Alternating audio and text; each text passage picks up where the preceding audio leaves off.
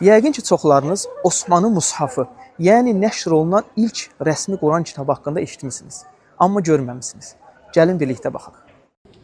3-cü xəlifə Osman ibn Affanın, Allah ondan razı olsun, dövründə İslam çox geniş yayılmışdı və fərqli bölgələrdə Quranın müxtəlif ləhcələrdə oxunması insanlar arasında ixtilaflara səbəb olmuşdu. Osman bu problemi həll etmək üçün bir komissiya yaratdı. Komissiyanın vəzifəsi Əbu Bəkrin dövründə toplanmağa başlanılmış Quran səhifələrini əsas götürərək Qureyş ləhcəsində standart bir nüsxə hazırlamaq idi. Beləliklə, artıq səhifələrdə toplanmış surələr toplanaraq ilk dəfə bir kitab halına salındı və bundan bir neçə nüsxə çoxaldılıb İslamın əsas şəhərlərinə, Mədinəyə, Məkkəyə, Bəsrəyə, Kufəyə, Şama və s. göndərildi. Bu nüsxələrin bəzi əlyazmaları bu gün də qorunmaqdadır. Ən məşhurlarından biri Özbəkistanın Daşkənd şəhərində, digəri isə Türkiyədə, İstanbulun Topqapı sarayında saxlanılır. Ümid edirəm ki, faydalı oldu.